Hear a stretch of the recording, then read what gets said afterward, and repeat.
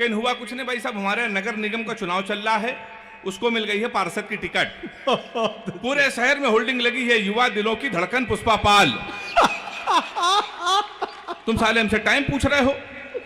लोग तो नारा लगा रहे हैं, मोहर मारो तान के पुष्पा को पहचान के। कल एक लड़का कान में नारा लगा रहा था, इस बार हाथ उठा के ताली बजाना, लैया बड़ी करारी है, पुष्पा पाल हमारी है। मैं बिल्कुल भी नहीं कहूंगा, खासकर भाजपा वालों को तो कुछ नहीं कहूंगा। उसके दो कारण हैं सर। पहला कारण यह है कि मैं कानपुर में रहता हूं, दूसरा कारण यह है कि मैं कार से चलता हूं। कानपुर वाले की कार जिस दिन से पलटी थी, हमने उसी दिन कसम खा ली कि बीजेपी वालों को हम बिल्कुल नहीं लपेटेंगे, नहीं वो कब हमको लपेट दें इसका कोई भरोसा नहीं है। एक बार ताली बजा के शुरू कर दीजिए। प्रशासन के बड़े लोग बैठे हैं, गौरव भैया को नमन करता हूं, हमारे संतोष भैया कानपुर में थे, यहाँ पर आगे प्रशासन के बड़े अधिकारी हैं। प्रशासन और पुलिस के लिए भी कुछ नहीं कहूँगा। पुलिस थाना चौकी आपने सुना होगा, थाना नाम हमारे कानपुर की देन है, थाना। अच्छा। हमारे यहाँ कानपुर के पुलिस वाले किसी को पकड़ के खंभा पकड़ाते हैं, दरोगा लट चलाता है, कहता है तू था, तो कहता है ना, कहता था ना, था ना, वहीं से थाना उत्पन्न हुआ है। संतोष जी बैठे हुए हैं, तो मैं प्रणाम करता हूं। कानपुर आप कभी आइए, आप तो कानपुर के बगल में रहते हैं। हिंदुस्तान का सबसे विचित्र शहर अगर कोई है तो कानपुर है। मैं एक स्कूल में पढ़ाता हूं, हाथ से कभी अगर टीचर हो जाए तो बच्चे का भविष्य आप समझ सकते हैं। हमने अपने ही स्कूल के एक बच्चे से पूछा, हमने कहा बेटा ये बताओ 1 किलो रुई और 1 किलो लोहा, दोनों में भारी क्या होगा? उसने कहा मास्टर साहब लोहा भारी होगा। मैंने कहा बेवकूफ, मैं जो तुमसे कह रहा हूं कि 1 किलो रुई 1 किलो लोहा, जब दोनों 1 किलो है तो लोहा कैसे भारी होगा? इसका जवाब सुनिएगा। उसने कहा मास्टर साहब आप हमको 1 किलो रुई फेंक के मारिए, हम आपको 1 किलो लोहा फेंक के मारते हैं। हाँ, ऐसी ताली बजाइए, आप जान जाएंगे क्या भारी होगा। विजय भाई भी बैठे हैं। हमने दूसरा क्वेश्चन पूछा, हमने कहा हिंदुस्तान में सबसे तेज उड़ने वाले पंछी का क्या नाम है? उसने जवाब दिया हाथी। हमने खड़े हो जाओ तुम्हारे बाप क्या करते हैं? उसने कहा योगी जी की बुलडोजर चलाते हैं। हमने कहा बैठ जाओ, हाथी सही जवाब। बहुत अच्छा। तो मास्टर भी बड़ा होशियार होता है भाई साहब। मैं उसी कानपुर से आया हूं, इतना अद्भुत शहर हमारा है। कभी आप बनारस जाइए, आप तो जाते ही होंगे, बनारस जाइए, रेलवे स्टेशन पर उतरिए, वहां लिखा रहता है बनारस का पान आपका स्वागत करता है। कभी आप जाइए, आप कभी आगरा जाइए, वहां उतरिए, वहां लिखा रहता है आगरा का पेठा आपका स्वागत करता है। हमारे कानपुर आइए, रेलवे स्टेशन पर उतरिए, वहां लिखा रहता है रूपानी चप्पल आपका स्वागत करता है। मैं उसी कानपुर से आया हूं साहब। अभी दादा कुमार सर के आशीर्वाद से मैं लाफ्टर चैलेंज में पहुंचा। मैं जब वहां शूटिंग कर रहा था तो वहां से आया तो सर मेरी घड़ी खराब। मैंने गौरव भैया जीवन का सबसे बड़ा पाप ये किया, कानपुर वाले से टाइम पूछ लिया, हमारी घड़ी खराब। हमने कहा टाइम क्या हो रहा है? तो हमसे कहने लगा ऐसा गुरु तुरंत यहां से निकल लो, टाइम बहुत खराब है। और हमारे मुंह बिल्कुल मत लगना, नहीं तो तुम्हारा टाइम भी खराब हो जाएगा। तो हमने कहा टाइम न बता दे, ये बता दे तेरा मूड क्यों खराब है? तो उसने कहा भाई साहब एक लड़की इसको हमने इतना कहा कि बड़ी कमजोर है, कुछ खाया कर, वो हमारा 50,000 रुपए खा गई। तुम साले हमारे मुंह लगे हुए हो, हमारे मुंह बिल्कुल में लगना बहुत भरे बैठे हैं। तुमने कहा ऐसा क्या है? क्या लगा है कुछ नहीं, एक लड़की के चक्कर में 5 साल से लगे थे, हम समझते थे हमसे प्यार करते हैं, मुझसे प्यार करते हैं, तो इसमें हुआ क्या? कहीं हुआ कुछ नहीं भाई साहब, हमारे नगर निगम का चुनाव चल रहा है, उसको मिल गई है पार्षद की टिकट। पूरे शहर में होल्डिंग लगी है, युवा दिलों की धड़कन पुष्पा पाल। तुम साले हमसे टाइम पूछ रहे हो? लोग तो नारा लगा रहे हैं, मोहर मारो तान के पुष्पा को पहचान के। कल एक लड़का कान में नारा लगा रहा था, इस बार हाथ उठा के ताली बजाना, लैया बड़ी करारी है, पुष्पा पाल हमारी है। तो सब हमारा उत्तर प्रदेश सबसे अद्भुत है।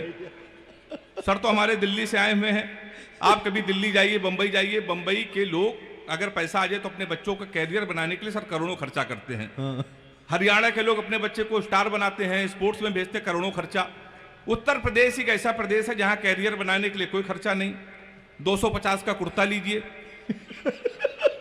350 का सफेद पैजामा, 50 रुपए का काला चश्मा, 40 रुपए गले में डालने वाला अंगोछा, हमारे यहाँ तैयार हो जाता है युवा हृदय सम्राट। ये केवल हमारे उत्तर प्रदेश में होता है सर। तो मैं उसी उत्तर प्रदेश का रहने वाला हूं। लोग बड़ी तुलना करते हैं तुम्हारा उत्तर प्रदेश कितना नकारा है, कितने आलसी लोग हैं। अभी जब हरियाणा के बच्चे ने भाला फेंक के स्वर्ण पदक जीता, तो एक वीर रस के कवि ने हमसे कहा अगर यही भाला हम पाकिस्तान में फेंक दें, पाकिस्तान तो निपट जाएगा। हमने कहा इसमें हिंदुस्तान की बेइज्जती है, भाला इतना बड़ा, पाकिस्तान इतना बड़ा। 4 लाइन में मैंने पाकिस्तान को निपटा दिया है, अगर वो निपट गया हो तो मुझे तालियां बजा के मुझे बताना। मैंने लिखा कपड़े जिस पे टंगते हैं वो कीली फेंक के मारेंगे, कसी हुई ना मिल पाई तो ढीली फेंक के मारेंगे, जो भाला फेंका नीरज ने वो चीन की खातिर रखा है, पाकिस्तान तुमको तो हम तीली फेंक के मारेंगे। हम लोग सब ऐसे ही निपटा देते हैं पाकिस्तान को।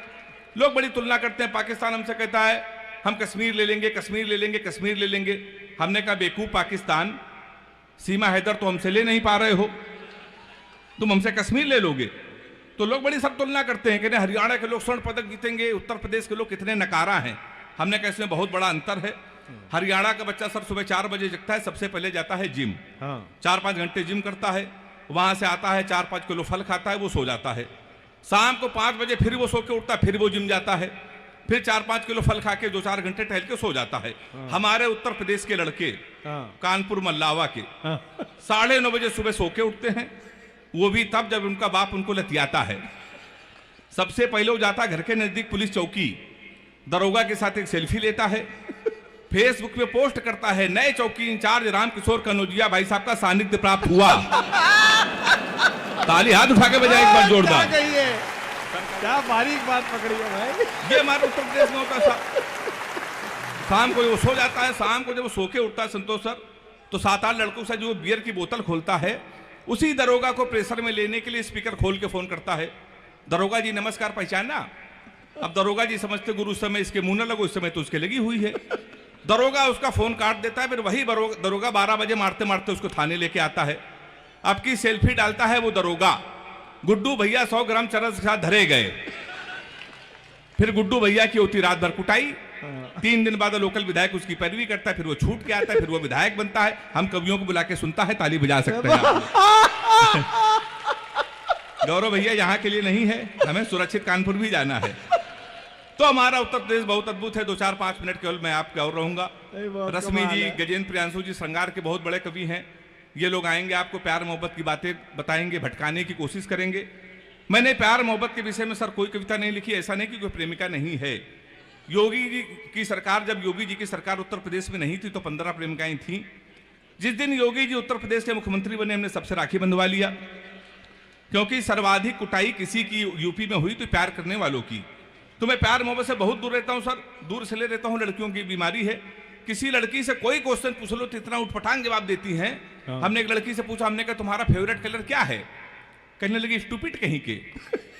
कोई मेच्योर क्वेश्चन नहीं पूछ सकते। तो हमने पूछा, हमने कहा 0.8 मिलीलीटर सल्फ्यूरिक एसिड को न्यूट्राइज करने के लिए कितने मोल बाइकार्बोनेट की जरूरत पड़ेगी? तब उसने बता रहा हमारा फेवरेट कलर पिंक है।